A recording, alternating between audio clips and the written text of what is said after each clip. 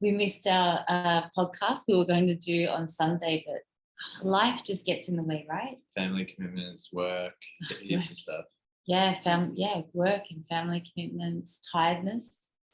Exhaustion. Yeah, I think there needs to be a real presence around having these conversations. I don't know what you think. Yeah, like we were going to do it a bunch of times. I'd call you up like, are you ready? We're going to do it. I'm driving at the moment, not on the phone, but like hands-free. But yeah, we'd both kind of come to the conclusion of let's just do it later because we need to make sure we're in the right headspace, and yeah, we don't want to be tired. I think I was nervous too because we're talking about me. Yeah, you probably wanted to keep pushing it back, but that's fair enough. I would too. But you sprung it up on me last time, like, hey, it's going to be about but is you, it better to just rip the Band-Aid off sometimes than think about, oh, what am I going to talk about? Yeah. Exactly. So here we are. Yes. I haven't written any questions down. Looks like you've got something written. I was just journaling. Okay. Well, it might come to use, it might not. But essentially what we did last time, we pretty much just, because obviously there's a lot of details to go through when you ask about anyone's past. So I just skimmed over mine to just highlight a handful of significant events that got me to where I am now. Yeah. And obviously you have more experience and there's so many ways we can go about it, but probably go through the aspect of what even got you into psychotherapy and kind of what led you onto the role of being a facilitator and wanting to teach counseling. And that's our dog in the background. Yeah. Hendrix, stop. Hendrix wants to be a part of it. Yeah, so thinking about it, because sometimes, you can go on a tangent about certain aspects, and I've been on this earth for 51 years. I know it's hard to believe. Congrats, you made it. Yes, I know I made it. I don't know if I thought I'd ever get here, but yeah, so just thinking about where to start, what to speak about, but then thinking about interpersonal, how I was when I was younger. And that's what I'm here for. Yeah, okay. All right. So I'll try not to control. Let's just right, you ask me. Let's just start from the start. So like, were you born? Where did you grow up and stuff like this? Yeah, so obviously born in Sydney, and grew up with two parents. I think my mum was 18 when she had me, so young parents, and my dad was 20, and they were pretty much, they had a past because my mum fell pregnant when she was 16 to my brother, and not to my brother. Sorry, I'm really nervous. No, and had my brother, but it was. So your brother is older than you? Yeah, and it was quite a traumatic time because at that time my parents weren't married, and she was taken to an unmarried mother's home. And they gave my brother up for adoption, but my grandparents came in, and my grandmothers came in and were able to get him back a couple of weeks later, but very traumatic circumstances. And then my parents got married. I think she was pregnant with me. So and that's how. Did you know about this? Yeah, no, I know about this. There's more to it. Like, don't they? And forgive me, Grandma, if I get this wrong, but don't after you give birth, they take the baby straight from you? She had a sheet put on her head so she couldn't see. This is really traumatic for probably Mum to hear and to have this conversation. So it's not about Grandma. We'll get Grandma on another time. Yeah. Sorry, Grandma, if Mum is disrespecting you. See this. Yeah. Shout out to Grandma. Anyway, that's this is going to take too long if you. I know, I can't go. Can we start again? Is it in Campbelltown? No. That you were born? No. Can we start again? No. This is the thing. Okay. All right. So then so my parents tried to be together for a while, but they didn't work out. And so we were young, both my brother and I, just growing up, and young parents. And where is this? Oh, we moved a lot. So I think we were in Chipping Norton, Meadowbank. Like Right. we lived there and moved to Mount Druitt. First ever housing commission, around the Mount Druitt area. I lived there for a while and then moved to Liverpool. In Liverpool, I went to, I think, 5 different schools. Wow. So there was a lot of moving around until we settled in Campbelltown. Mm. And then we were kind of settled and that was the place we were going to be. So How old were you when you I think I was 10 when we moved to Campbelltown. Yeah. Yeah, and my mum remarried and had this amazing love life with her partner. Yeah. It was my stepfather, Bob, But yeah, I just want to keep going because otherwise we'll be here forever. Yeah. Okay, so you're So, yeah, then 10 years old in Campbelltown, you would have jumped into high school not long after this. Yeah, so I went to Campbelltown East Primary School and then went to Campbelltown High. Yeah. And stayed there. But when I went to school, I was very naughty and I'd walk in school and walk out. I didn't really. So you were a jigger. Yeah, pretty Yeah. much. Really Yeah. badly, actually. And people, if I was at school, people would say, "Oh, I can't believe you're here," or they'd muck around and say, "Who are you again?" And yeah, so I was really not straight away, Signs but a of couple it. of years in, and I left school really young, Yeah. really early. Signs of the times though, you weren't the only one like truancy. You weren't the only one jigging in school. And I was quite intelligent. Like I was in A for English. Like they go, instead of going from your assignments, they go from your exams. So when I went in for my exams, I was terrible at maths and science because you had to actually study for that. But anything to do with reading and writing, and I was really good. I actually went up into the highest class, even though I was hardly at school for that whole year. Yeah. And people were like, "What are you doing here?" That's so But funny. yeah, so so I left school and every teacher would be, you're not working to your capacity, you could do so much better, Classic. but I wasn't focused on school at all. Maybe more socially focused on friends. Like I just Hung out. yeah, and I met your dad. Yeah. And I fell pregnant at 16. We lived together. I moved out of home when I was 14. Wow. So where were you guys living? So I wasn't living with him at that time. I wasn't with him at that time, but I moved out of home and I lived in this unit next to Campbelltown High School. Yeah. And I was working in retail part-time in a clothing shop. Nice. So you kind of just left school, got a job. Left school, got a job, and just lived like I was an adult. I think I always wanted that independence and to be like not have anyone tell me what to do and just I think I've always been really independent and just wanting to do my own thing. Yeah, self-reliant. Yeah, so I did that and met your dad. Well, I met your dad actually when I was 13. Yeah. But we weren't sort of dating or anything until I was 16. Yeah. And then fell pregnant with TJ, the Shout oldest out to son. TJ. Yeah. The original. And then after having TJ, everyone was obviously not happy, shocked, very upset that I was maybe ruining my life. So like everyone in your family, pretty much. Like you're 16 years old, you don't know what you're doing. Isn't there a Madonna song on this? Papa Don't Preach. Oh yeah, something like that. But anyway, so then I decided, like Tim, and I decided that we had the conversation after I had TJ and how hard it was. I couldn't believe how hard having a baby was, and how women just didn't have any sleep, and it was really difficult. But then we decided it was so hard. Let's do it again, and we'll get it over and done with our family because we were going to be together forever, obviously. Yeah, you do. So I had TJ when I was 17, and then I had Dion 2 days under TJ's first birthday. So 2 very close together. Exactly, like a year later. Yeah, and we really did love each other, and I don't think we spent a night apart for 2 years. But it was a very.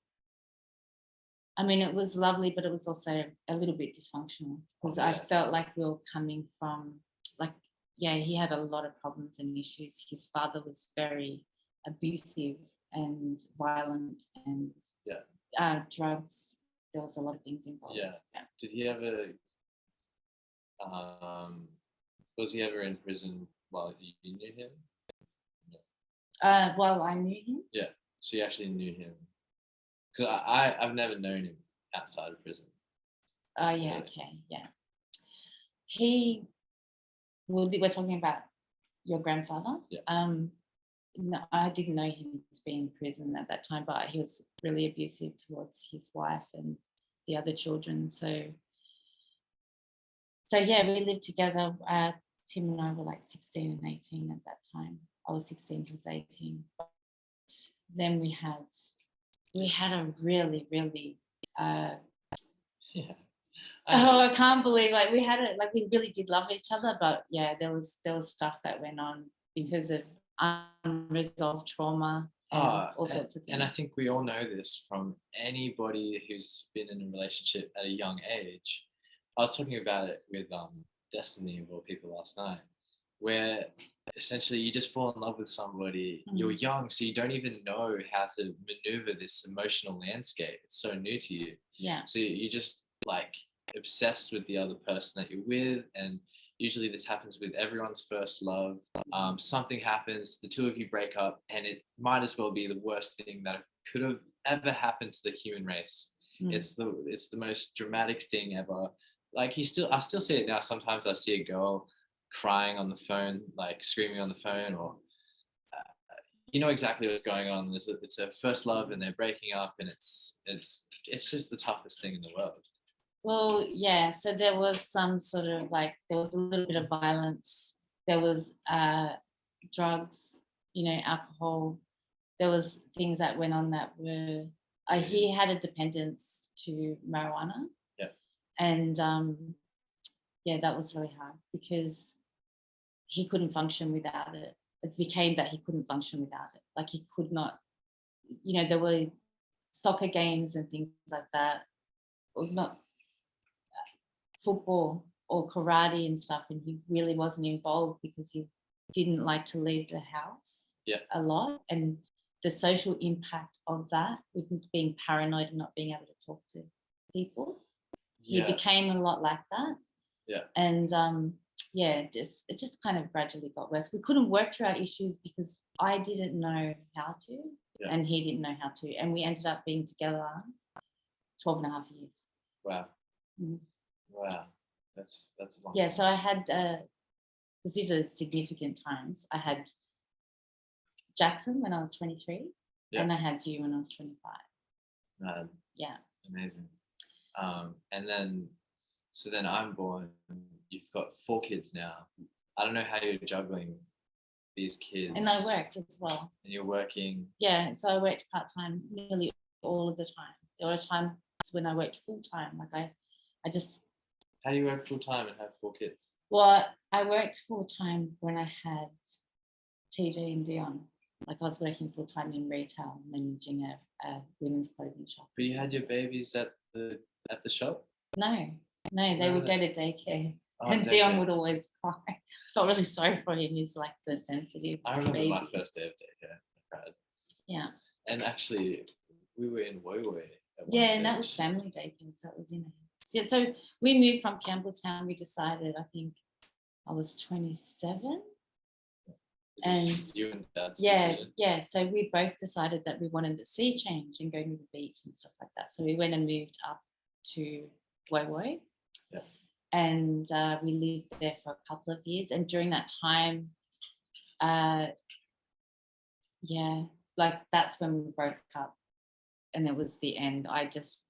There was something can't exactly say, it was just too much. There was a lot of abuse. He was working, doing rigging, and he was working some nights and stuff, and he would go and drink afterwards and come back drunk sometimes, and not all the time. And that's a hard thing about when you're in a relationship.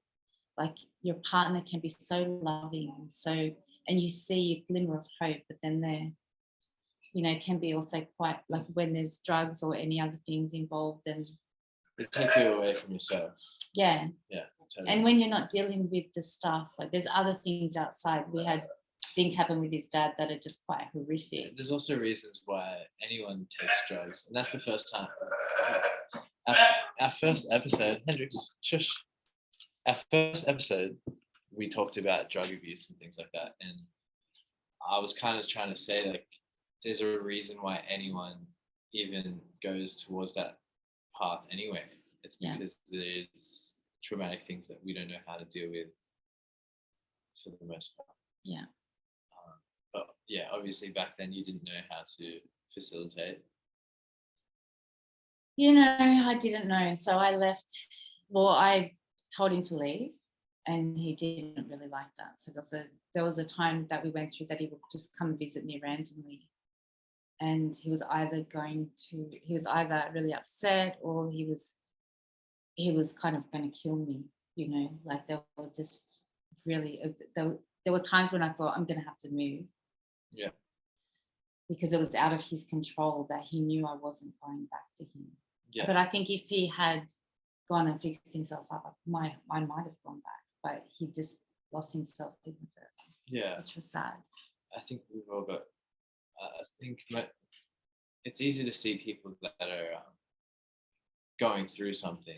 And I was even saying to my friend the other day, like, I think lots of people have these thoughts about friends, like, and I think this too sometimes about some of my friends that I know. You might know one of them, where I think to myself, like, is this, like, I'll think while I'm away from it, I might spend a whole week with them, and then like just hanging out with them, just living life normally, just getting by. And then when I leave them be and I let them be alone, I think to myself, oh my God, are they going to be okay? Yeah. So there's I think to leave, I had to start actually hating him. Otherwise I would have gone back. So, you know, like you still love that person, but they become a different person. Yeah. But you still feel a bit of responsibility, but then you have to push that away too. It was just a really difficult time. It seems crazy because like there would be parts where, like you just said, like where he would be sad and need your consoling, and need your help in that way. And then maybe flip to another emotion where he'd be angry, and, you know, because for whatever reason, it's just not an easy situation. Well, you can't fix people. Yeah. That's a huge thing. You can't fix, like he would always be, I'm not happy. Like he knew he wasn't happy, you know, and he needed to find himself. And I couldn't understand because we had just, you know, 4 beautiful children, and it didn't make him happy. Like no matter what, you know, a home cooked meal, a beautiful home, you know, a person that loved him, never made him okay. So that was hard to deal with. Yeah. So then he ended up passing away 1.5 years after we had split up. Yeah. And that was kind of devastating. I think that changed. It's one of those things you can't live without the knowledge of. You know, it changes everything. Yeah. Okay, so when that happened, that was a big shock, and I decided to move back to Campbelltown to take, you know, you boys back to the school that you were used to and live in that area that maybe there was less angst, and it was more of I just found there was issues with TJ at that place, and you know he had really bad friends, so to kind of bring him back as well, and also be around and also be around like more family. You know, my parents lived in the area, so you know, to be able to have a little bit of support, but also be around where I felt more comfortable. So we came back, and it was the best thing I think that we ever did, is come back to this area. Yeah, Campbelltown's the best, specifically the bush, Kent Lynn. And also just to touch on that a little bit, it's just so hard to try to speak for somebody that can't. Yeah, he was an amazing person. Like you know, sometimes when people pass, people will only remember the good, right? So there's that. But I was really angry too. Like, how can you leave your children, you know? Like I grieved for myself, but I also grieved for you guys.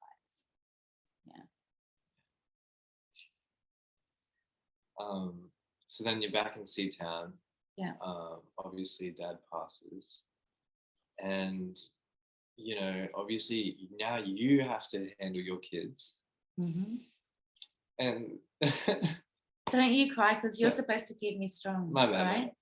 well, essentially, like, we're trying to get back to on the path of why you're into psychotherapy Oh yeah. and Okay. counseling. Mm. And I remember you telling me, like, you're raising kids on your own. Yeah. So, and obviously, I was really young, so I think my bros look at me as if I'm a bit lucky Yeah. because Yeah. I didn't get to see the fucked up shit. I didn't get to Yeah. I didn't get to connect as much, to have that connection ripped away so strongly. Yeah. And so Yeah, but there's obviously, a void, like maybe Mhm. there's a void for you because you don't feel like you can, because you don't remember him. I don't, but I do. Like, it's You like a have- dream to me. It's not so, like, I don't have as much memories as the other boys would. But you're so much like him in the way, like with your art and your spray painting, like he was very much into art. He was Oh. very talented. And your art cover, I just look at even the way you dress, I just think, oh my God, so much like your father. So, Yeah. even he just still lives in you. And yeah, so if we can. That's a direct influence, by the way. I knew he was an artist, so like, you follow your dad's footsteps. Yeah. So then, if we can, I don't want to sort of not devalue your feelings, or you know what I mean? Because I know you can't do that. No, I just want to keep moving. Like if we sit here, Oh yeah, it can be. no, of course. So okay, so then what happened? We moved back to Roos, and I was very fortunate that we were able to buy a house after living there for like 8 months or something. I was able to purchase a house because even though he wasn't working at the time, he did have life insurance. Yeah. So with that money, straight away I purchased a house. Yeah. So we were very lucky with that, so very blessed. And so he did end up looking after. He would say that, he'd go, you're going to be okay. And he'd think about his life insurance before he passed. So yeah, it was something that he kind of knew that. Anyway, so we bought a house and I think I was turning 30 at that time. I remember that birthday. Yeah. So that was a big one. So then I met Dom. Yeah, 30 and flirty. So that was hilarious, actually, like meeting Dom. I knew Dom from, because growing up in this area, you kind of know people. He knows people. He went to school with Tim's cousins. Yeah. Like we know the same sort of people that we grew up with, and he Yeah. was like a year younger than me. He's the man.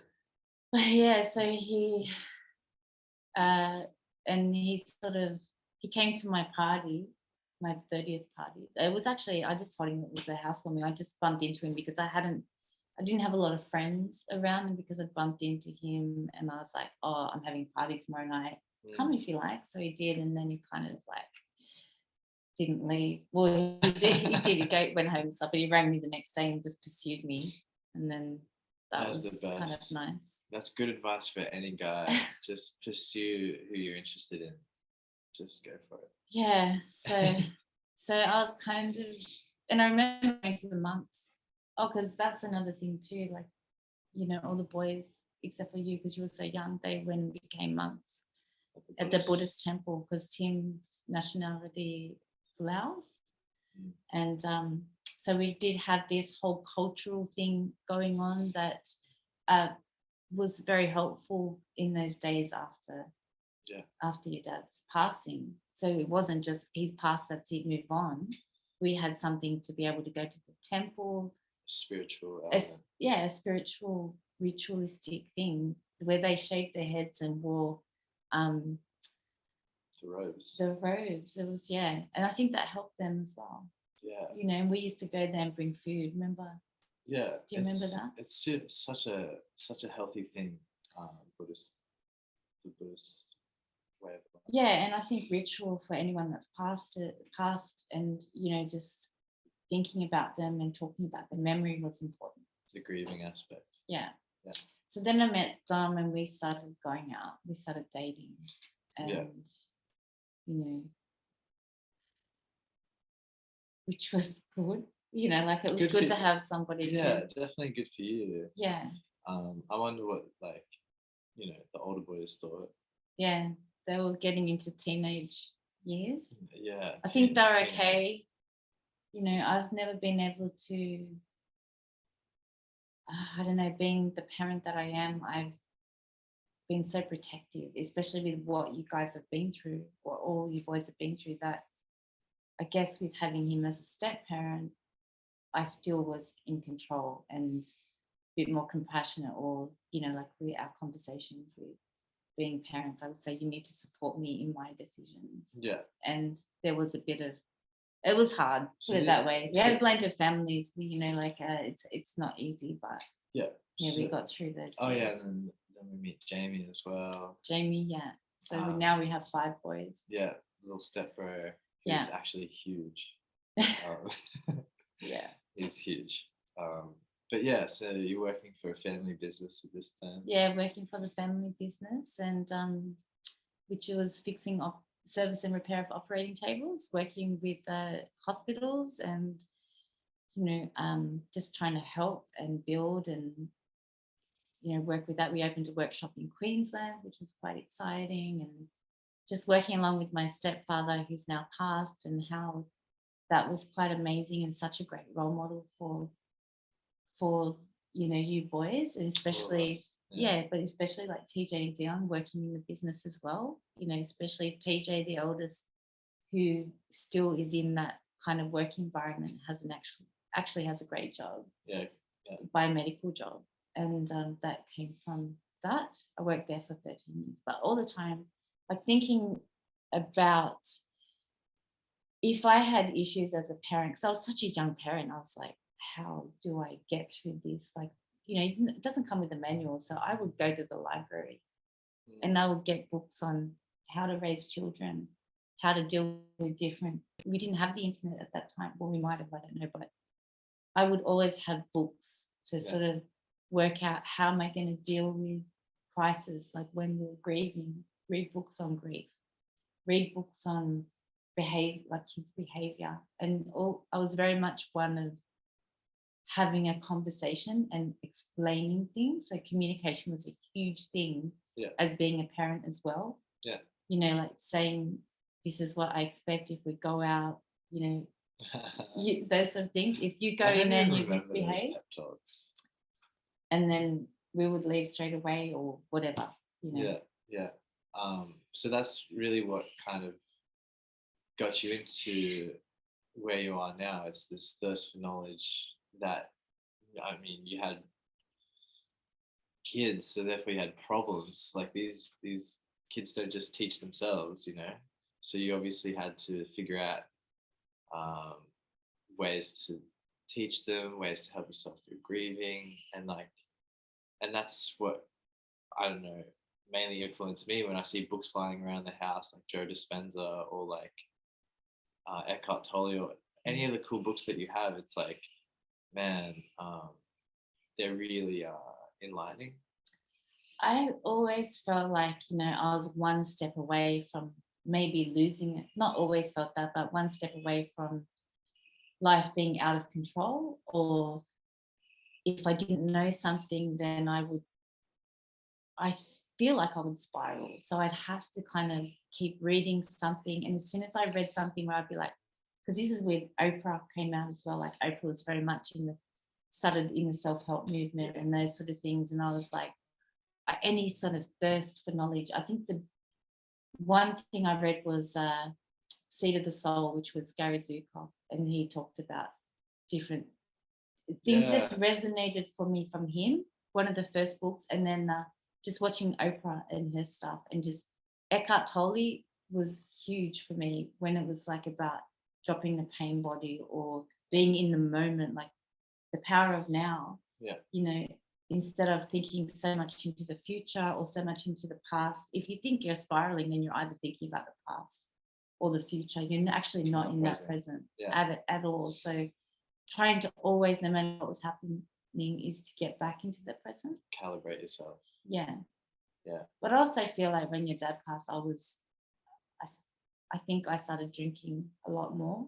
Yeah. Like, you know, to sort of get away, you know, have wines or whatever, just it's a great drug to alleviate stress, that's for sure. Yeah. And it's socially acceptable. So, Yeah. you know, that was another reason. Yeah. So when did you leave OTS? What was the transition from family business to? Yeah. So I was, what I was doing, I was working there and I wanted to do something else. So I think I spoke about this in the first podcast, but people would always talk to me. Like, even your dad would say, oh, you're the, talk to my wife, or talk to her. Like, and us boys would call you the woman whisperer. The woman whisperer. Yeah, because I just had this thing where I could talk to people, or, Yeah. And so it was something that was inherent. And I see that a lot with students that I work with, that they have the same thing. You could sit down next to somebody and you just get their whole life story. Yeah. And you wouldn't even have to say anything, and sometimes it becomes a bit of a burden, Lots of people have this trait where people tend to open up to you. And if you have that trait, I just say it's a good one. Like, it just means they trust you. It means that they feel safe near you. So if people are like really unloading like their burdens onto you, like feel grateful or something. I've also learned ways to sort of stop that. Like, you know what I mean? Because it is a lovely trait, and it's good to, there's also needs to be like boundaries. You might be feeling at your lowest low and someone just comes and unloads, and it's sort of like, okay, what do you do with that? Yeah. Just go, oh yeah, well, I'm here to, and especially if people know that you're a counsellor too. Yeah. Don't tell people. And if you tell somebody, they'll be like, oh, well, I've got this problem. It's just sort of like, it's an occupational hazard, but you could just, say, oh, well, I'm actually out to enjoy myself, because it's, in an outing or whatever. But it is quite nice that you do have that capacity to be able to hold a space for somebody. Yeah. But knowing that you also need to have the boundaries and hold it for yourself. Yeah, I think that's really important for your self-awareness. Like, not to let yourself, because it's like a muscle, you don't want to overtrain, be burnt out, Yeah, that's it. So so I studied while I was still working, and I think I went down. I was working full time for OTS, and then had like 5 children at home. For a while there, we had Jamie as well, but so what did you start studying? So I studied holistic counselling and psychotherapy through the Medivision Institute. Yeah, how did you find them? Well, that sort of course was something that, it's not just a theoretical study, it's experiential, but it's also, you have to have your own counselling, and you have to actually go in and work on your own stuff. And at that time, I think I sort of started to lose it a little bit, feeling overwhelmed with everything, because I'd never been to a counsellor. So I think I went to a counsellor many years ago, but they didn't help. And then I decided I better go see a psychologist. And this was just after I'd gotten married. And I went to see a psychologist, and he wanted to put me on antidepressants. He actually asked me about my childhood, starting from the beginning. And then he said, oh, no wonder you're depressed. But, the whole thing is psychologists will just give you drugs. Not always. Like, there's so many good psychologists out there. I don't want to bag the industry, but they might be listening to like 10 people a day. Who knows? And the thing is that I don't feel like you actually need to go right back into your past. It's what's coming up in the moment that's more important, and that's where just to say, oh, you're a shit upbringing. Here's some Everyone's drugs. got issues with their upbringing, like everybody. There's stuff that comes up, but then it's about what's wanting to be worked on now, or what's coming up for you. Why are you feeling so much angst, or what is overwhelming you right now? Because you go back there, you're gonna have to deal with so many. And I also think for somebody to try to prescribe you drugs, it should only be for extreme cases, right? Like, I don't know. Sometimes antidepressants are helpful for Yeah. a time to get people to be even. I'm not going to say no about No, antidepressants. I agree with that as well, but they might help like 1%, and that 1% is the difference between. There might be 50. We don't know the percentage. We've got to be careful, because I don't want to make people feel bad about taking antidepressants either, because sometimes they can help people a lot. Oh, I would never do that. Hmm. I think it's important for anyone that thinks that they work, and I can't judge. It's more about it's a slippery slope. Yeah. I know that there's a lot of people that are addicted to them.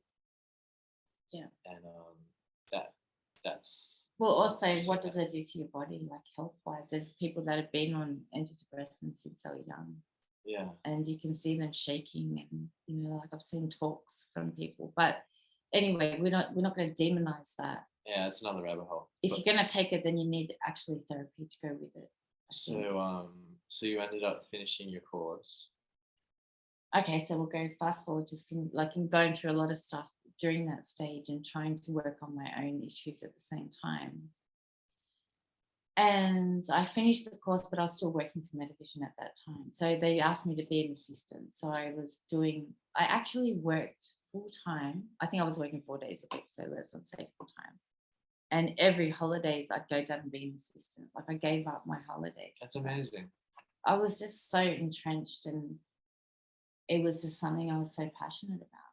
Yeah. Which I'm very happy. I didn't get that until, I don't think I started studying until I was 37. It's really cool though, because when somebody sacrifices their holidays to be in a place of work, you know that person isn't there for the work itself. They're there for the essence of what that work brings. So you were just happy to be amongst that industry. Or I think also when you learn something, you can't unlearn it as well. So just being around that, you're still learning, you're absorbing the group, you're absorbing what that all stands for and the meaning of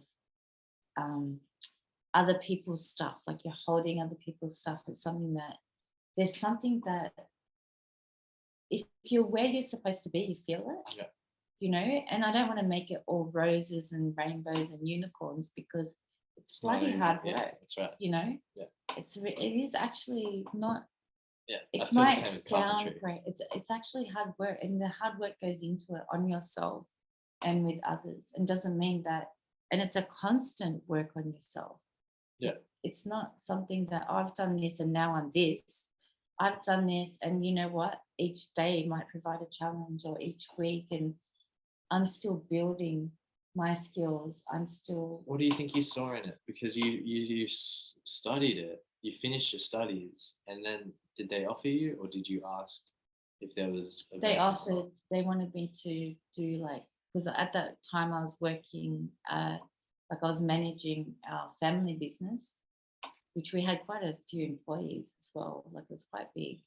Yeah. And they wanted me to come into their office and office manager or something. And I said, you know what? No, I don't want to do administration. I've just worked in that for, 13 years. I worked there, and I was just like. But you still went. No, yeah. I said to Christina, who's my boss at the time, I said, I think you need an assistant. I think Yeah, so I sort of wanted to do that a little bit more. So what was that going to mean? Maybe sort of listening to Christina and being on a similar wavelength of trying to feel what her needs were and try to fulfill that is what I tried to do. Yeah. And a lot of it was I ended up doing a lot of administration. But for me, I kind of blindly follow what is coming.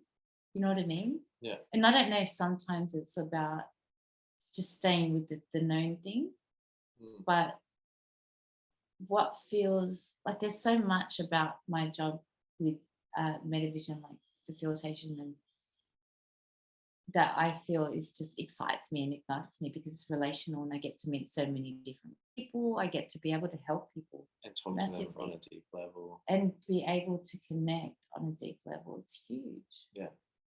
So that's where you are now. Yeah. Are we caught up? Well, I think so. I facilitate a counseling course, which is a foundational counseling skills. Yeah. And the basic and the 6-month program. And what this does and what a lot of the feedback is, really what I do is teaching them communication, like active listening and things like that, empathy, Nice. unconditional positive regard, all those sort of things. But really it's kind of dropping the theory and really what are your inherent natural skills. I love this part. Yeah. And drop the theory. but also, when we're dealing with another's process or communicating, it's also like that non-judgment. Yeah. And because what works for you doesn't necessarily work for another. Yeah. And if we're doing a prescriptive, I'm going to counsel you, I'm going to tell you what I think you should be doing. Yeah. That doesn't work. No way. So what we do is we're listening to that other person's feedback. Yeah. And it's really, really important to know, as a therapist, like to actually know where we are in our own lives. Yeah. And to really understand what our own values and beliefs are. Because if we meet someone with different values and beliefs, or a different cultural experience, we have to understand that. Yeah. And we can't put our preconceived notions. And how do we know if we're doing that if we don't have a really innate awareness about who we are as a person and what is coming up for us? Exactly. That's huge. I love that so much because I actually changed the bio of our Instagram to say interpersonal psychotherapy, which I find funny because I'm not qualified. So like I definitely have dropped all the theories because I never even picked them up. But my sense is psychotherapy to me seems like a bit of therapy through talking.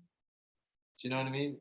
And obviously to you, me saying all this is probably going to be like, you are so ignorant. No, not at all. Like I don't like to label, like anything of these kind of skills, they can be used. Abstract, right? Absolutely. They can be used as like being a mother. The way you interact with every single person on the planet. These sort of skills, and I'm not saying like I am above and be able to communicate. Sometimes I communicate terribly, as you probably know. Me, right? Anyone, if you're able to get into an argument, butt heads, and clash with anyone, then someone's gone wrong, and it's most probably you, in some tiny way. It's not like you're always in the right, and I think that we're never perfectly right because we're never perfect. So that's an interesting place to be. It's okay to argue though.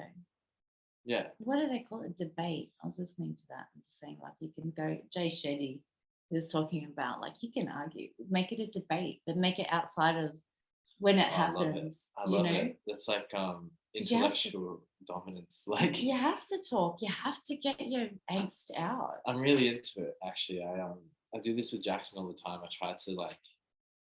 try to just intellectually fight him. I don't know what it is. But anyway, it's hard. You patterned behavior, like a patterned. So sometimes you get into this cycle of interacting with a certain person, and it's pattern behavior. That's very hard to break. You've got to be conscious. You think so? Yeah, you've got to be conscious of what the pattern is. There's got to be a softening. I see. One person has to soften. I'm as soft as it gets. But anyway, I know what you're saying. I have another. Into the other person's point of view. I have another friend that I would shapeshift into that stuff. Yeah. Or maybe vice versa. But I have another friend who would say, oh, we only ever talk to the markets. And we only ever see each other at the markets, like the farmers markets. And it was kind of like, she was just saying that we're stuck in that pattern. Like we're never going to see each other outside of the markets. And I was kind of like, to break it, and you say it's hard to break a pattern. I was like, well, where are you now? I'll come and see you just to prove a point. You know what I mean? But I didn't, so am I stuck in the pattern? You know. Anyway, what are we going to talk about on the next episode? I don't know. I like what we were just talking about then in terms of just therapy and psychotherapy and what that means for us. But also, I'm keen to hear what people think about this one. Yeah, so I don't know, what's coming up for me a lot.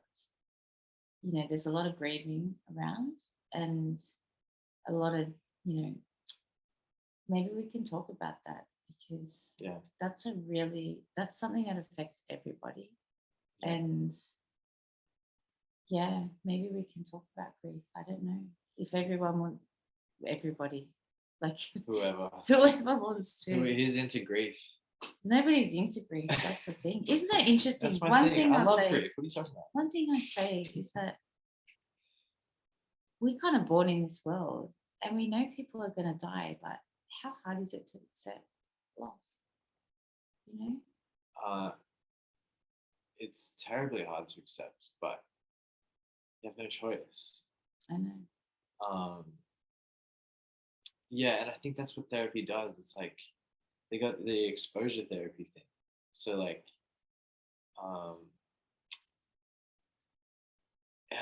see, one thing, like an event in your life could just shatter you to bits, or it could formulate your best character.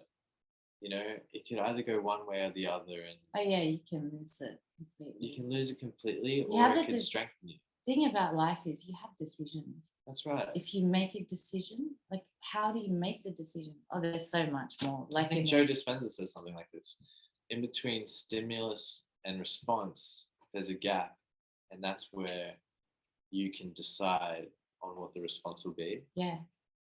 And without that awareness, you're going to be stuck in a pattern of always responding in the same way. And if you tell yourself that, this event that is bad, then it's always going to be bad. That's but right. if you can switch it to a nuance and just flip this perspective, even just a touch, to where the trajectory points to a different destination, then you won't be in that hard place. But you need to face the hard place first, probably. It's exposure therapy. Where's the gap? Anyway, we digress. It's been a solid, longest episode to date. Is it? Yeah. Okay, thanks. Catching it. Thanks, Mum.